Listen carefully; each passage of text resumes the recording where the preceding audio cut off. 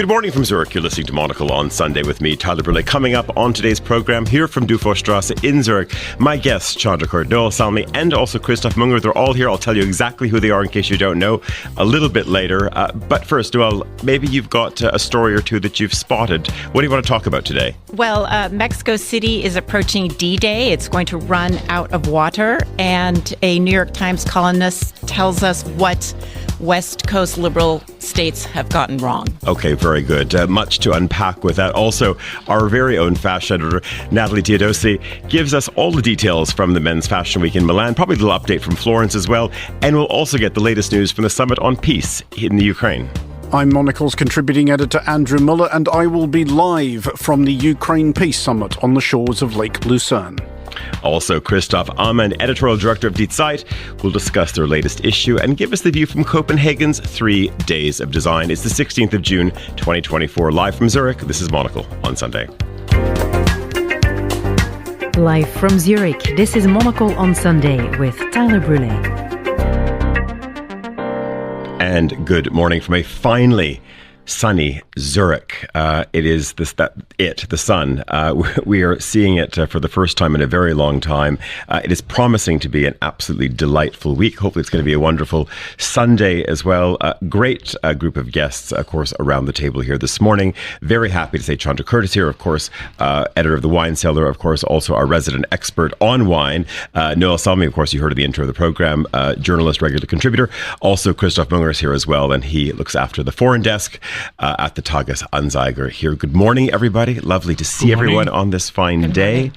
Chandra, it's been a while. I want to start with you. As we just said, the sun is out, but it's been so rainy across the heart of Europe, and of course in many markets which are important to you. Rainy in France, rainy in parts of Spain, certainly in Italy as well, very much Switzerland. What does this mean for the 2024 wine harvest? Well, before we get to the harvest, it means also a lot for us because, for example, the rosé consumption is not yet there where she should be, because when there's sunshine, people drink rosé. Now they drink maybe a little bit more beer or white wine, so there's a rosé stress right now. But for the wine, of course, everything that is too much or too little, like too much sun or too much rain is bad. And when you have too much rain and the wines are too close to each other, it provokes like a fungus on the leaves that it's very difficult to take off after. So actually you have to cut leaves, you have to cut berries, so it's a lot of labor, or you just have this fungus. So it's a lot of stress for the winemakers right now. So is there a recovery? I mean, if you've been through this period, Chandra, of weeks, an entire month of May and half a month of June with so much rain, is there a way back, or many just writing it off? But what if we get another 2 months of solid sunshine with a bit of moisture as well? Of course, you have to do a lot of work in the wines now to cut some leaves so the air goes through and it dries the plants, the wines. And if you don't do this, you risk to lose part of your harvest. Okay, Christoph, good morning. Nice to see you. Are you concerned about your future wine consumption when you hear this from Chandra? Oh, not so much. I'm quite confident that we'll sort out fine, and the sun is coming, I'm quite sure. I maybe want to start with you, just as we were saying, just over maybe 2 hills away from here on Lake Lucerne, up in Bergenstock, of course, we have the Ukraine Peace Summit.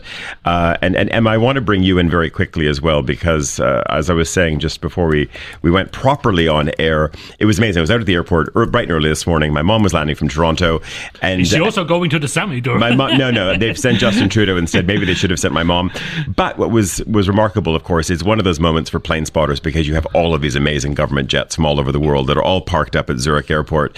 I think for the arrivals that were some on Friday, of course, most yesterday, I think they'd closed the public viewing platforms. But Emma, I was thinking about your son. Right. He would have gone absolutely bananas, because there's what did we have? Oh, everything. I mean, you had support aircraft. I think I saw Hercules there. Obviously, it was shuttling, of course, official vehicles. I'm sure, sort of the typical sort of chase plane. And then you had Airbuses and all kinds of Boeings, and of course, Gulfstreams and Global Expresses and Dassault Falcons and everything. So it's really it almost feels, of course, a little bit like Davos. I mean, Chris, we have at least 30 heads of state here at the moment, and plus, of course, an array of other ministers from other levels as well. Yeah, it's amazing. I think it's about 80 or 90 representative of states or big organizations. For example, the European Union. Von der Leyen is there too. And the amazing thing is that it's also very much a security challenge for Switzerland. And the funny thing is that the most important person of this is basically a local policeman. He is the head of police of Canton of Niederwalden, and he has 8 police officers under in his unit. That means 1 police officer basically for 1 head of state. But of course, everything that Swiss federalism, he is the head of everything, not the head of the army, not the head of the federal police, nor the head of the government. He is the head, this local police boss, police chief, and he's asking for support from the army. 4,000 Swiss soldiers are up there. Everything is organized. That's the interesting thing, how it works. And up to now, as far as I've heard, it has worked actually. Yeah. And so even if it's there's obviously a significant detachment from the U.S. Secret Service there. We have Vice President Kamala Harris is here at the moment. But ultimately, they would, if I'm a Secret Service officer and I have some issues, I would be speaking to this gentleman from that cantonal police. Yes, I mean, he's the very head. His name is Stefan Grieder. He's also a colonel in the Swiss Army, and he is the center of everything. We'll talk a little bit in greater detail after the news at the bottom of the hour, because as you heard at the top of the show, our Andrew Mueller is going to be joining us from Bergenstock a little bit later.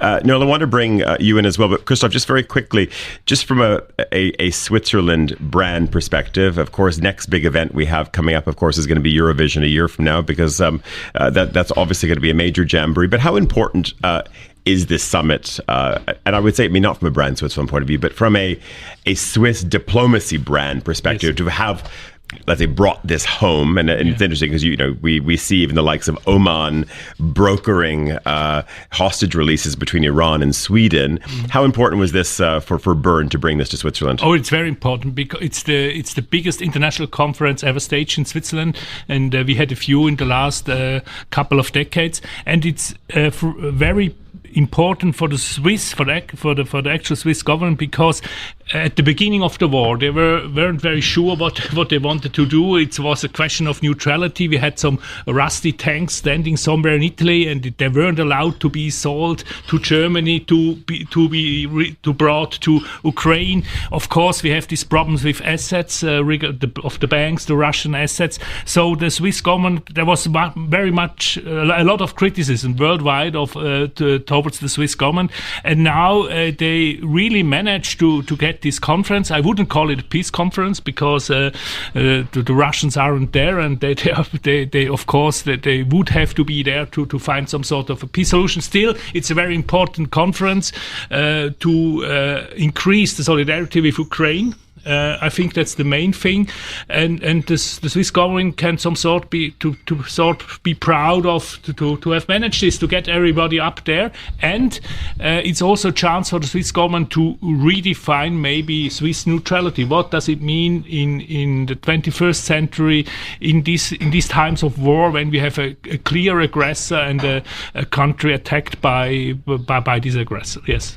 I want to maybe switch topics a bit, but also if you drove around, certainly around anywhere around Switzerland yesterday, it was amazing, all of these pop-up parties that happened, because of course we're in the midst of the Euros. Switzerland played against Hungary yesterday. Yes. They were victorious 3-1, but it was amazing just looking. There was a sort of incredible energy around, and also sort of a great mood that went with it. Yeah, sure. I mean, it was amazing how they played, actually.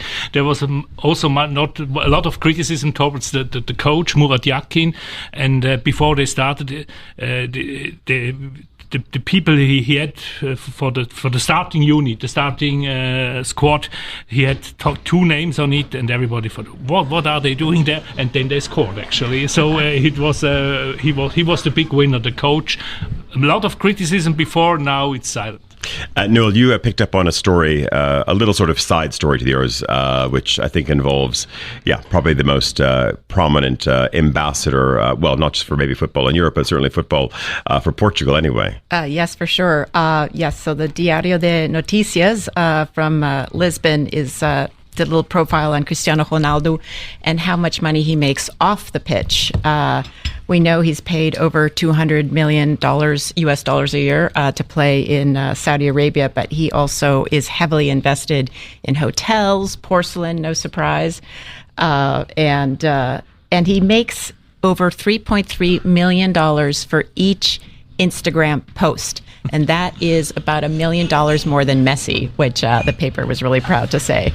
This, I think, is remarkable as well, because I think when you look at these celebrities, I've always thought someone should actually do an alternative tracker beyond sort of the 3 million plus they get for their posts, because one of the things that Ronaldo is famous for, and you don't see this outside of Japan, is that it's for these special sort of abdominal, you say these abdominal stimulator things that you sort of patch onto your stomach, and of course they're supposed to give you better abs. And this is sort of plastered all over taxis, all over the Tokyo subway system. And I sort of thought, God, if people actually saw this elsewhere in Europe, it's so, and obviously he sort of wrote this contract a while ago, and probably greedy agents thought, and this thing is running and running. I think now there's also something, same company, brand extension, one of those sort of rolling pins that you put on your face to sort of smooth out the lines. His biggest investments are in wellness. So he's heavily into that, and he's the face of wellness, I guess, in Asia. You have another story as well, and it just relates a little bit to what Chandra's saying. Opposite end, though, this is and you flagged it at the top, a bit of an issue in Mexico, and this has to do, of course, ongoing geopolitical topic, not as, of course, a sustainability topic as well, which has to do with a shortage of water. Yes. So El País has a Mexico paper, and the front page of the Mexico paper today, Sunday, is all about water in Latin America, and especially water in Mexico City, which is expected to run out of water. They're calling it day zero sometime in June, similar to what happened to Cape Town in 2018. And it's sort of ironic. Mexico City was built on a lake, but they are using up aquifer water twice as fast as they are replenishing it. And so as we know, the incoming president of Mexico City, Claudia Sheinbaum, was mayor of Mexico. She dedicated $900 million to fixing leaks. Yet Mexico City still loses 12,000 liters of water per second to leaks, to its aging system. Yeah, which is extraordinary. But Emma, on that as well, and one thing, of course, they've got a water drought issue, you could say, in Mexico and Mexico City. But I'm always also amazed how much water they lose in the UK as well, and also the impact that it has. Emma, great story on the cover of the Wall Street Journal this morning, just about this gross mismanagement as well. Not to mention, of course, when you've had so much rain, all of the lovely dumping that goes into, literally the dumping, that goes into the Thames and other tributaries as well. It is. It's a sort of a heritage thing that what you have is this is a story that never goes away, because obviously it's relevant to absolutely everybody in the United Kingdom, that we lose 51 litres per person per day into leaks, into places, which I'm not quite sure how many baths full it is, but it's an awful lot. And when you do look at the way that every single time you talk to people, they realise that you have one company that looks after your water. Here in London we have Thames Water, and no one else can compete against them. So the monopoly is really pretty strong. And yet every single year there are apologies made by Thames Water and the rest of it to say, we're really sorry we've leaked, we're really sorry we've done this, we're really sorry we've done that. And they always blame these ancient infrastructure problems of Victorian pipes and this, that and the other. But it is a problem that just doesn't seem to go away. And people are really beginning to scratch their heads about saying, look, who is responsible for making sure that we don't lose 50 litres of water every single day? It's quite shocking. Emma, we're going to talk about liquid of a more drinkable kind, because it's that time of the program where Chandra, of course, is going to take requests for recommendations. Sun is out here. It's not out in London.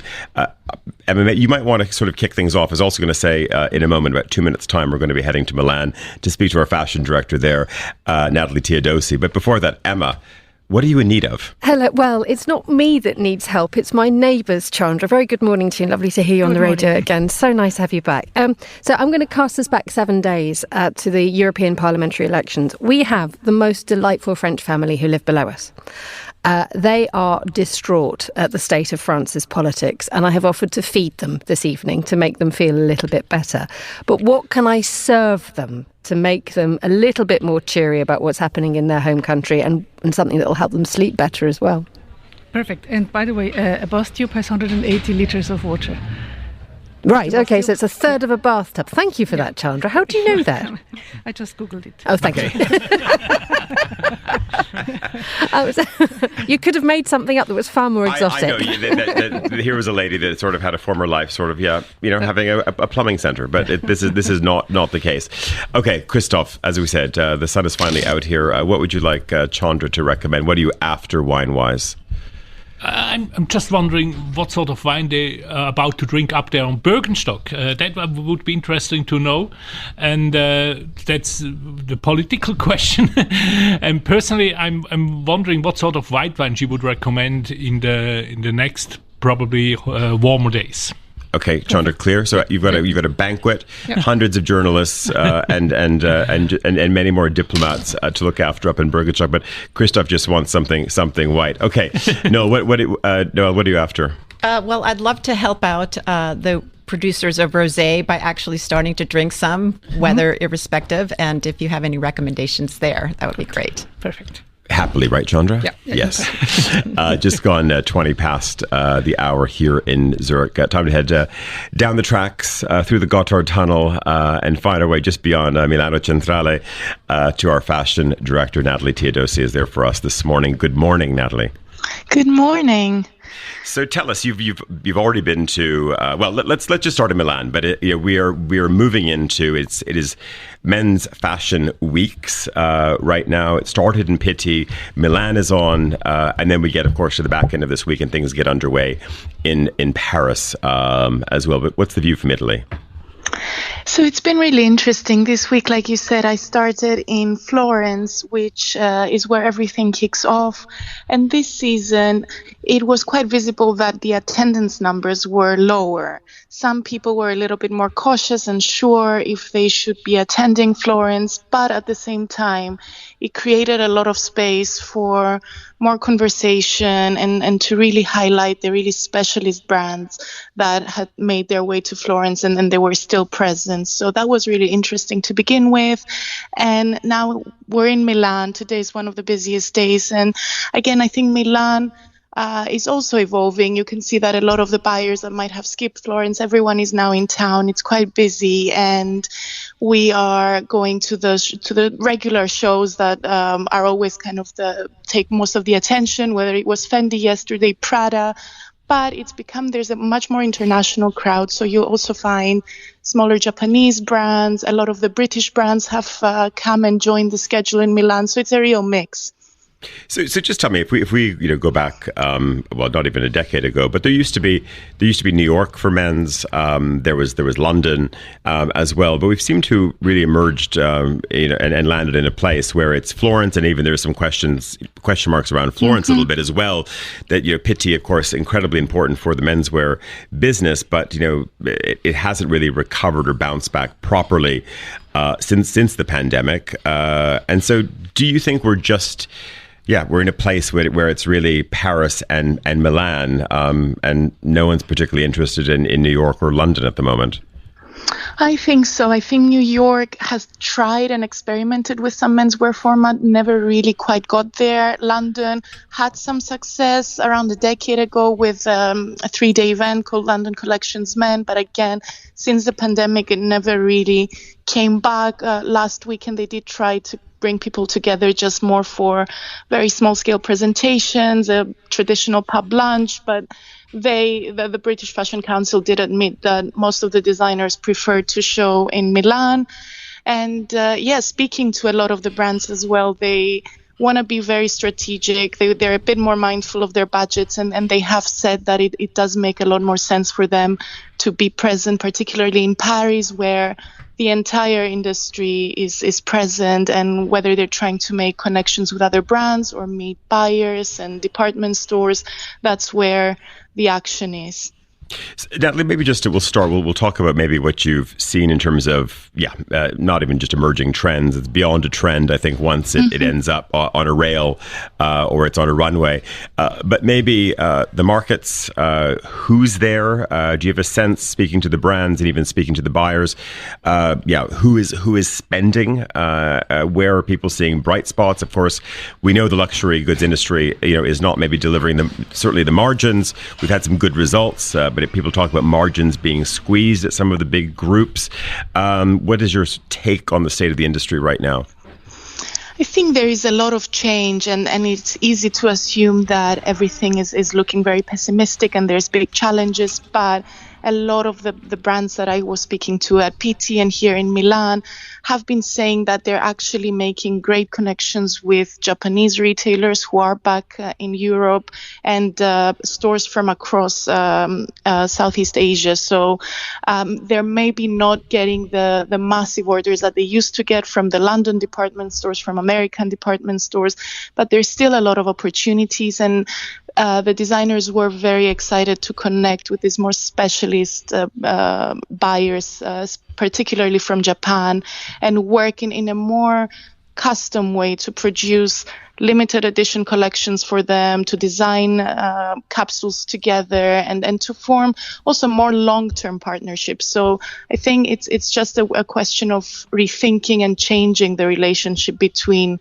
a wholesaler and a brand.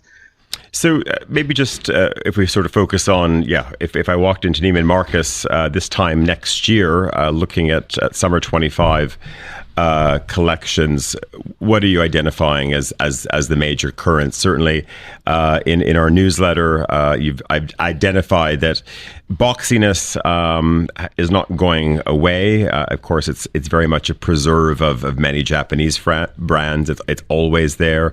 Some French brands as well, but there seems to be a current that things are certainly nipping in. Ties might be coming back, much to the light of I'm sure the industry in and around Como. Absolutely, yes. I think tailoring has always been such a staple and so important, especially for the Italian industry. But since the pandemic, it's had such a moment, and it's being embraced by men of all ages, men and women, and it's no longer part of a mandatory dress code. I think people are really enjoying experimenting with it and wearing it. So yes, we've got the boxy suits, more technical suits that are very popular with the Japanese buyers, like you mentioned. But I think now there's also things are becoming a little bit slimmer, very dressed up, a lot of ties. I mean, at the Fendi show, yesterday there was a tie with every look. The Milanese tie maker BG told me that after such a few quiet years during the COVID period, they can't keep up with demand. So there's a big return to formality. Also, the shoemakers that are specializing in loafers, in dress shoes, have really enjoyed kind of a comeback and seeing, their traditional customers buying again, but also much younger customers kind of feeling a bit of fatigue with the sneaker market and returning to more heritage brands. I think, yes, there's a lot of celebration around formality. And on the other end of the spectrum, instead of looking at streetwear like we've been used to the past few years, there's a lot more focus on very technical, specialized sportswear, because people are quite interested in going out hiking, cycling, and then having the right gear. Just before we go, it's kind of fascinating. I remember talking to Emma Nelson and doing a check-in. It was maybe about 18 months ago. And Emma, I think you might recall, we were doing a check-in for this program. I was in Aoyama, and it was amazing. I just said, even then, you just noticed in an instant in Tokyo that sneakers had disappeared. They were they were gone, and people were wearing their Crockett and Jones desert boots and lots of John Lobb or JM Weston loafers, but suddenly the rubber train, certainly the rubber sole of a sneaker had gone. So I'm fascinated. Would you say it's obviously not a complete evaporation, but it seems very much the case that you'd want to be in the leather sole business right now, wouldn't you, Natalie? Absolutely. And it's like we were saying, it's being embraced by everyone. And what people are saying is that there's so much fatigue around that vicious cycle of a new sneaker being dropped every 5 minutes and then prices being inflated in the secondary market. And people played that game for a few years, but it's quite tiring. It's not sustainable, and I think it's a much better way to consume if you invest in well-made leather shoes for days. And also, of course, there will be sneakers for when you're working out, when you're going hiking, but it is a lot more about technical, specialized brands. Natalie Theodosi, our fashion director, joining us, of course, on the line from Milan this morning. And yes, you'll have many more reports, of course, in the Monocle Minute across the week, of course, as Milan wraps and, of course, Paris gets underway. So, Natalie, we look forward to talking to you then. Coming up in the next half hour, just actually in a few minutes, we're going to be heading over the hills to Birkenstock. Our Andrew Mueller from the Foreign Desk is there with his team, and we'll be checking on the Ukraine Peace Summit there. But in the meantime, we have Emma Nelson. She's back in London. She has the news headlines for us. Emma. Thank you very much indeed, Tyler. An international summit aimed at bringing about peace in Ukraine enters its second day today. Delegates from more than 90 countries are at the talks at the Swiss resort of Birkenstock, overlooking Lake Lucerne. As he said a moment ago, Tyler will be crossing there live in just a moment. Thousands of people have marched through Paris to protest against the far-right National Rally. The party of Marine Le Pen came first in last Sunday's European elections, prompting the French President Emmanuel Macron to call a snap parliamentary election. A police force in England says it will refer itself to the complaints watchdog after a cow was deliberately struck twice by a response vehicle. Surrey police said after several attempts to safely capture the cow over a period of number of hours failed, the decision was made to stop it using a police car. And France's first museum dedicated to cheese has opened in Paris. The Living Musée du Fromage features exhibits and a real dairy, promoting cheese-making know-how and how to encourage young people to take up a career in the industry. The museum is the idea of Pierre Brisson, who realised that lots of things were already in place in Paris to promote wine, but he says there were no places where people could learn more deeply about cheese. And those are the headlines. Back to you, Tyler, in Zurich. Emma, you're going to be spending considerable time in Paris because there's something called the Olympics coming up. You wouldn't know it, though. I mean, I was in Paris this week. I mean, yes, you would know that the Olympics are coming. Place de la Concorde is like completely closed down. They've totally rebuilt it. So you have all kinds of bleachers and stages, etc. But France has a lot to get through. There's an election coming up. Of course, you have Bastille Day as well, and then they've got this thing called the Olympics. But I'm just wondering, because I should say you will be on hand broadcasting from, hopefully it's going to be a sunny rooftop, but we have the most amazing broadcast set up for 2 weeks during the Olympics in the heart of Paris, which is going to be great. But have you secured your ticket to the Musée du Fromage? Well, no, and absolute chapeau to Monsieur Brisson, who's realised that if you're going to open a cheese museum, when do you do it? Do you do it when a gazillion people are on their way to Paris to celebrate the Olympics? I was actually sort of including the story to suggest that perhaps Monsieur Brisson would like to join us on that rooftop and bring some samples. Well, I think so. I think we need to start booking guests now. I actually have to bring in Chandra. Chandra, interested on your next Paris trip? Musée du Fromage have appealed to you? I'm curious how they do it with the smell, because if they all mix together, it's going to be a very smelly experience. So, but sure, if I can go to see it, I will do that. And we're talking about I can't even think. Is there a Musée du Vin? There must be a Musée du Vin in France, or is every vineyard a Musée du Vin? There is a very, very nice museum in Bordeaux, and it's a museum with a parkour, so you can really do a life experience. You can touch things, you can smell things, and you get a little bit in how we try to understand and describe wine. So I recommend you to go to Bordeaux. Excellent. In the meantime, though, we have to not head to Bordeaux. We have to head to Birkenstock right now because our Andrew Mueller is at the Ukraine Peace Summit there. I'm not sure what your perch is, Andrew, but I hope you've got sort of stunning views. I hope it's as sunny in Birkenstock, looking over Lake Lucerne as it is here in Zurich, just up the street from you. The weather has been a bit iffy, to be honest, though the views from the back of the hotel over the lake were nice yesterday. But as you come up to the Bergenstock, there is a lot of low-slung cloud clinging to the peaks. It's somewhat changeable. There's possibly some sort of metaphor there about the weather outside reflecting the mood inside, but we're still waiting to see whether there is a sort of... I'm grasping towards something about a rising sun here somewhere. But it's changeable so far, both inside and outside. Okay, well, I think knowing sort of not just the topography, but also the meteorology of this part, it's going to burn off. It's going to be beautiful. It's going to be sort of just great sundowners, Andrew, a little bit later. But that's not why you're there. You're there for this summit. Maybe just give us your assessment so far. Of course, we've had the normal fanfare of course, heads of state arriving, and of course more junior league diplomats as well. We've got Super Puma helicopters shuttling, of course, VIPs back and forth from Zurich to a chopper pad below you. That's sort of been dominating, it feels like, most of the images that are coming out of there so far. What do we have in terms of solid content, though?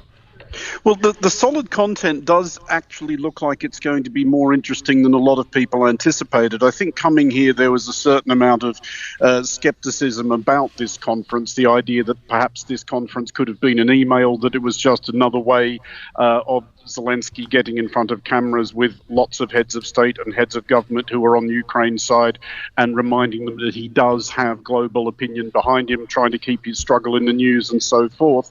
But coming out of it in the last few hours, there's reports from Reuters who've seen a draft document, and this goes back to a briefing I attended yesterday, a small huddle with Ihor Zhovka, who's the deputy head of President Zelensky's office. They're talking about that there will be some sort of concrete thing out of this, and it will be akin, as Mr. Zhovka put it, akin to the Black Sea grain deal, i.e. an agreement between Ukraine and Russia on one thing in a mutual interest, possibly mediated by a third party, because there's no appetite for direct contact at the moment. They're talking about things that you would hope everybody would agree on, like nuclear security, food security, repatriation of children and prisoner swaps. And the idea is that there will be some agreement that can be put to Russia by some kind of go-between, which can be signed off on at a future summit, which rumours suggest that will be in Saudi Arabia. The thinking seems to be, as far as I understand it, that this will all be a good thing in itself, but it opens up dialogue, and it corners Russia a little bit. It kind of cuts Russia's options off and makes it more difficult for President Putin to dictate terms, as of course he was trying to do on the eve of the summit.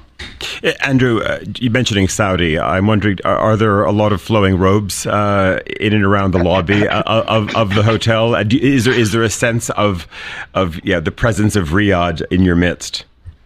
There's not a lot of flowing robes in the media centre, it has to be said. Saudi Arabia's foreign minister is, of course, here, and they have said, they said out loud in the plenary session that there is going to be no peace without Russia's participation, which I guess at one level is a statement of the obvious, but it is a reminder that Russia will need to be brought to a table at some point. But it is interesting that there does seem to be genuine appetite for that. I mean, Putin's statement on this eve of the summit was an absurdly maximalist proposition, and nobody here is taking it seriously. Even those countries which have been a little bit equivocal about the whole thing have suggested that he's asking for a bit much. But it might be that thing, as people often do at the beginning of a negotiation, you stake out a maximalist position in order that you can climb down from it later. So it is interesting to see that there does seem to be some appetite on both sides for some sort of discussion at some juncture. I've got Christof Münger, the foreign editor of the Tages-Anzeiger, just alongside me here. Andrew, he's scribbling away furiously, sort of hanging on. What he talked about. Recording your every word. But just your impressions. Of course, we were talking a little bit of what this means for brand Switzerland from a diplomacy point of view, sure, as well. But in terms of outcomes from this, listening to Andrew, okay, coming up next, sounds like it's going to be Saudi Arabia. But in the meantime, if we're this expectation of some type of statement that will emerge, and it's interesting, Andrew, do you have any sense? You mentioned sort of brokered by a third party potentially. Does this sort of swing the spotlight on Switzerland or elsewhere? But Christoph, maybe just before going back to Andrew, your take on what we're hearing from Bürgenstock now.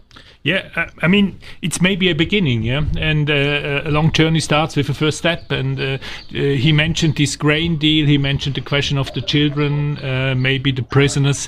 There is room for, let's say, little advantages. But of course, the Russians have to agree. And I think the important thing is of this conference. My impression is that it's based on international law. It's based on the UN Charter, and that is something the Russians haven't agreed so far. And I mean, maybe the Russians are ready one day to come to Saudi Arabia to continue these discussions. But we don't know. I mean, they're on the advance right now on the battlefield, and I'm not so sure whether they are ready to do this.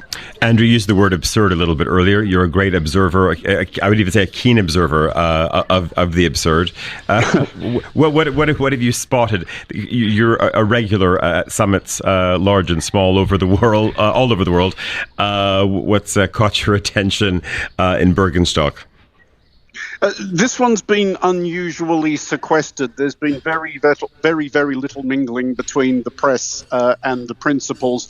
We're in this kind of cement ceilinged bunker, and they've even frosted out the windows so we can't see the view at all. I mean, I did notice even before lunch on day one, the first indication of the last refuge of the despondent journalist, which was interviewing other journalists. I have seen film crews getting their B-roll by filming the big screens, showing the people arriving. But I have to say, on the subject of what's been on the big screens here in the media centre, one thing that does come across very clearly in terms of certainly Ukraine's soft power imprint, and that of President Zelensky in particular, is that there was this extraordinary procession yesterday where everybody, and I mean every delegate representing more than 90 countries, sort of queued obediently to have their picture taken, first with the president of the Swiss Federation, Viola Amherd, and then with President Zelensky. Everybody still wants to shake his hand.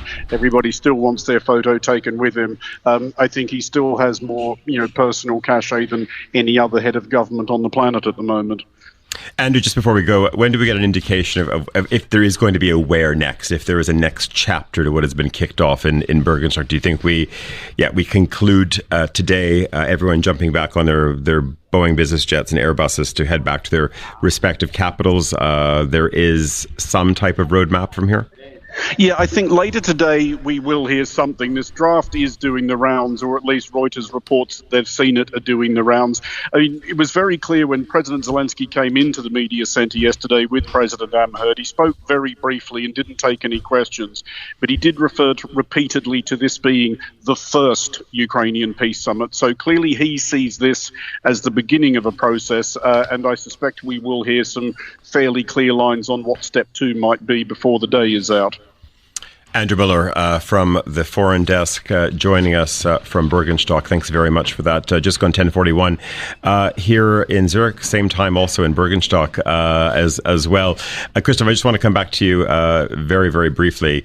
Maybe we can shift a little bit away from being in Switzerland, jumping the border to France. We've been touching a little bit. I mean, Chandra's busy working away for Emma to figure out what wine she should be serving to the poor French neighbours. This has been an extraordinary week that people have been living through, and if you follow, of course, any of the French media, the nation is just consumed. Of course, President Macron calling for this snap election, and this unraveling. I mean, it's really remarkable to see what's happening. Of course, we have a few weeks to run, but not very much time before this happens. But I'm just from the Foreign Desk's point of view of the Tagesanzeiger. How are you mobilizing for this? And I guess maybe also how important is this election? Because also we've already seen a little bit of a rupture in the French markets. We saw the CAC 40 down some 6-7% the other day, and of course this is an important neighbor to Switzerland. Oh yeah, of course. And I mean, this snap election, I think, is a very daring bet by President Macron. I at the moment I don't see a way how he can win this election, how he came out of this in some reasonable way. I mean, we had these manifestations yesterday by the left-wing parties. However, these left-wing parties are not united. They have big disagreements regarding Ukraine, regarding the war in the Middle East. So I don't see how they can get united. On the other side, I think it's easy on the right hand side. I mean, the Le Pen movement is quite strong. It came out strong, very strong, out of these European elections. Maybe we can say that the European elections are always an election. You can say something. Denkzettel, you just punish the government, and then if you have a parliamentary elections, the people get maybe a little bit more reasonable. But I'm not so sure whether that will sort out for President Macron as well as for the left-wing parties. Noelle, you have a story which is going to take us a little bit beyond France, but to the U.S. West Coast. But it's interesting. Le Figaro has a big interview with Marine Le Pen today. She says the Islamo leftist bloc advocates for the disappearance of all of our freedoms. That's the story that they're leading on. And then underneath that, then there's a story very much with an urban topic. It's from Cherbourg. Of course, we had last week. There was a road check, and there was a stolen speeding vehicle. Anyway, of course there was the cops, of course, tried to stop these people. Anyway, one person gets shot and killed by the police, and of course we had a huge night of violence in Cherbourg as a result. In many ways, you've had a couple of situations in France which are not too distant to what, of course, we saw in the United States also 4 years ago as well. And it takes us to this sort of extraordinary divide in the U.S. as well. East Coast pitted against West Coast, and a West Coast vision about how U.S. cities maybe not should be run, are being run at the moment. And the New York Times has had an interesting commentary on that. Yes, that's right. Well, yes, as we look to the election in France, we've got one coming up a little later in the U.S., and New York Times columnist Nicholas Christof is trying to make the case why people should vote for Democrats when they're clearly not doing so well if you look from San Diego all the way up to Seattle on the U.S. West Coast. But he argues that it's not really Democrats so much, but West Coast Democrats that are really the problem. He says, overall Democratic states have higher life expectancy, higher rates of GDP growth, but the problem is that on the East Coast states, New York, New Hampshire, Maine, and all of those, you have Republicans there. So that means that the Democrats actually have to produce results, and you have no Republicans whatsoever on the West Coast. He's from Oregon. And so what you can do is you can sort of rule by ideas and platitudes and not actually have to put things into action. So you can say, having a home is a right, but not actually build enough houses to combat homelessness. In fact, in Oregon, they came up with a law to decriminalize drugs and didn't really have any of the social infrastructure to deal with that. So they said, well, if you just go into rehab, and there really wasn't rehab capable to deal with people who are addicted to fentanyl. So overdose deaths have gone up. Washington State, Oregon State, California, and they have gone down on the East Coast. I know it's amazing as well, just how much Portland is in the spotlight.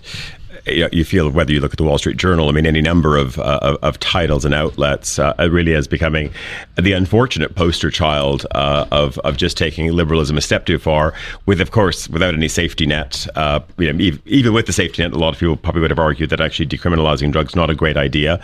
But nevertheless, there they are. But do we get something out of the New York Times? And what do you do with all of these perhaps West Coast Democrats that have gone off into loony land? Well, he does end it on a positive note. There are signs that things are changing. In Oregon, in fact, the voters have voted to retract that decriminalization. And he makes a point that they do some things right, like sort of assisted suicide came first in Oregon. So sometimes they kind of throw all the liberal ideals at the wall, and some of them work and some of them don't work.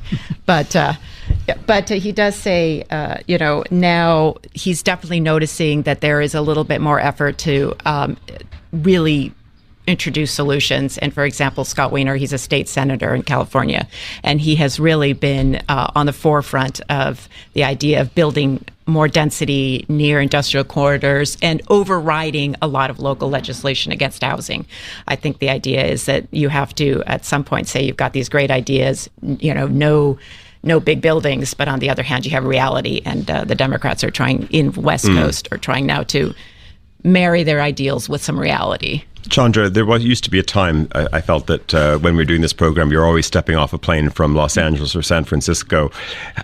Is it this sort of this current though on the West Coast? I mean, you haven't been so thrilled to rush to Los Angeles or further up to your Napa Valley either lately. Yeah, you touch a weak point of mine. It's too long that I haven't been there, and of course I before booking, I sometimes think about the situation, and it makes me very sad, and I really don't want to see it. This is a little bit so. Right now, I didn't fly back. So okay. One place we're going to fly up to, though, right now is to talk to the lovely Christoph Amend, editorial director of Die Zeit magazine, and he is joining us from. I hope it's also the sun has come out in your stretch of the north. Well, not quite the mid level of the continent. Christoph, good morning. Good morning, Tyler. Oh, absolutely. It's been a sunny morning in Copenhagen. Excellent. Now, listen, we're off the back of 3 days of design. A little bit earlier, I was talking to our fashion director, Natalie Theodosi, and we were just, reflecting a little bit on once upon a time that there was, 4 main men's fashion weeks, and then of course the last time I saw you was in Milan at Salone. It's incredible what has happened. How the Danes or Copenhagen Incorporated have created this fair, which has become a proper challenge. It was amazing how many people that you and I probably bumped into in Milan who said, well, we're here, but we're not showing because actually we're keeping our powder dry for Copenhagen. Oh, absolutely. And I talked to Peter Lassen from Montana Furniture here from Copenhagen yesterday, and he's one of the 4 founding entrepreneurs who started 3 days of design a few years ago. And he told me that this year there were 400 brands taking part in 3 days of design, and that they have to say no to a lot of companies who want to join. So this is a really big success story, and I think 3 days of design have become the main competitor to Salone. And actually, if you walk the streets of Copenhagen in the last couple of days, it had kind of the vibe of Brera in Milan a few years ago. You would run into people. It wasn't that crowded. It was more crowded than used to be maybe, but from a Milan perspective, it was far less crowded. And I talked to Ryoko Kadi from El Decor Japan, and she was so excited about what she's been seeing. She actually directed me to a young designer called Kasper Kirsten, who's experimenting with plastic, recycled plastic. And, it really had a great feeling to be here. And it's really, I think 3 days of design has definitely become the number 2 in furniture when it comes to going to places and see new things. Christoph, you're a chronicler of popular culture and currents in design. How important is this for not just brand Copenhagen, brand Denmark, when they have this as a platform for them? And I'm wondering, do you think there's also, because I think when we talk about platforms, what's maybe curious, also a little bit unfortunate for Milan. Milan has gone far beyond being a furniture fair. It is a place to, you could say it's gone far beyond design, but just the takeover we've seen in the last decade of automotive companies. Anyone almost with anything to launch that involves some industrial process is in Milan. And I'm wondering, do you think they're conscious of that in Copenhagen, that they don't want to repeat this? Very hard to say goodbye to the partnership money, the sponsorships, etc. Because you say that here you have a city which feels like Brera, it's very contained, very walkable, etc. Do they know that this is also, part of their selling point? Yeah, absolutely. They're very much aware of it, and Peter told me that they're turning away very big brands because they're very much afraid of going into the same direction that Salona has gone to. And also to still focus on furniture. I mean, Salona, I love Salona, as you say, it's a great creative hub of people from all kind of industries meeting for a couple of days in spring in Milan. But I think the right direction for 3 days is to still focus on furniture. And I think that's the success story. Okay, let's move from talking about furniture because, of course, we were touching on football a little bit earlier. I think you're cooking something up with, of course, one of our favorite artists, illustrators, Christof Münger. Tell us a little bit about what's going on at the newspaper. Well, we've just launched a new column with Christoph. So Christof Münger and myself, we will be covering the Euro in a very special way. We've introduced what we call the slow ticker for the Euro. So we've launched a blog on Zeit Online, and we will be reporting about what's happening during the Euro in a very special way. Christoph, of course, drawing and photographing, and I'll be accompanying him from by writing a few stories. And when Germany surprisingly beat Scotland 5-1 in the first game of the Euros, the next day, Christoph was in Rome, and he walked the streets of Rome. And as you can see, if you can, have a look at what we're doing, he saw the result, 5-1 everywhere in the streets of Rome. Of course, looking at the street numbers, and he did a wonderful story that we just posted yesterday. And we'll keep on posting, writing, drawing, photographing for the next 4 weeks. And how much of this is going to be, I don't want to say armchair, but how much of this will be told? As you said, of course, here you have, a story off the back of a significant defeat for Scotland at the hands of Germany. But sorry, go ahead. No, sorry to Scotland. Yeah, sorry to Scotland. I love the Scottish football fans. Yeah. But tell us, will you also be in the stands for some of this reporting? Is there going to be a bit of a live component as well? Oh, absolutely. It's all live. So we will be reacting to what's happening. There's no preparation. Christoph will be ping-ponging ideas. And whenever something happens, he might do a drawing or do a photograph, and I'll be just writing the story as we go, as the tournament goes. So it's going to be a live experiment for the next month. Okay, but no, I guess what I was getting at, are you going to be side by side in a stadium at any point? Are we going to have a double Christoph act in the stands? That's what I'm wondering. Oh, yeah. I mean, we'll be absolutely watching the games together here and there. Whenever, he's going to be back from Rome, I think tomorrow, and I'll be back tonight. So we'll be still trying to get tickets. There's actually tickets still on sale, although it was difficult to get tickets just as the tournament was starting. But I think we'll be trying to get some tickets and watching the games together. Very good. Christoph Amend joining us from Copenhagen. We're going to see you very soon. Make sure you pack your trunks because I know you and a couple of your Zeit colleagues are heading to Zurich in a few weeks. So we'll look forward to seeing you the week after next. Trunks will be being packed, and let's enjoy the summer in Zurich together. Yeah, trunks are also optional in Zurich as well, but you know that already. Christoph Amend, editorial director at Zeitung in Germany. It's just gone to 10:56 here in Zurich. Time to bring Emma back in as well. Chandra is standing by. She's been making notes. She's been given all kinds of various briefs, and she's ready with her responses and recommendations.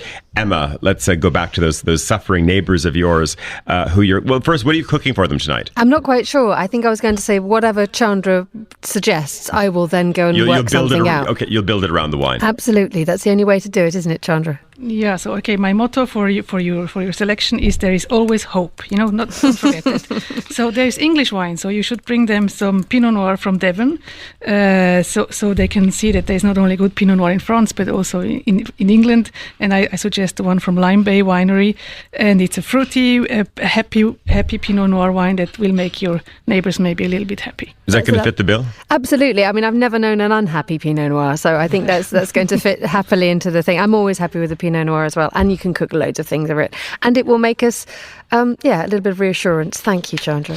Okay, Christoph, you were looking for a white to go with Sunny days, but also you wanted Chandra to maybe recommend something that all of the delegates should be drinking in Birkenstock. Yeah. So that makes peace maybe more possible. Well, I would suggest in general, if a lot of head of states would drink more wine or a little bit of wine, they will be maybe a bit more relaxed when they do decision or thinking.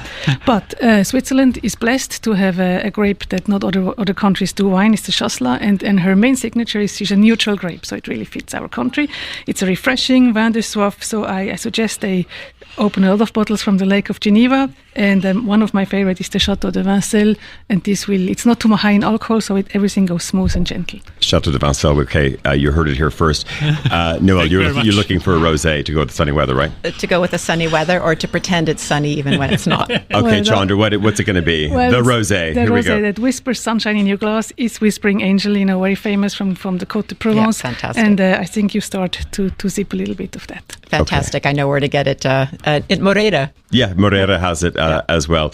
I'm going to have to say a huge thanks. Chandra, great seeing you. We'll see you tomorrow. Of course, we have the premiere of the Monocle apartment at the Oxen, so we'll see you there tomorrow evening. Christof Münger from the Tages Anzeiger, also Noelle Salmi. Emma Nelson back in London. Also, of course, we had our Natalie Theodosi joining us in Milan. Andrew Mueller is in Bergenstock for us. And, of course, we had Christoph Amend up in Copenhagen. Our producer today, Mariella Bevan, and Emma Nelson. Also, studio manager here was Lena Stivian. I'm Tyler Brûlé. We are going to be, Emma, we're going to be in London next week. So it'll be a show from there. I will see you then. Goodbye.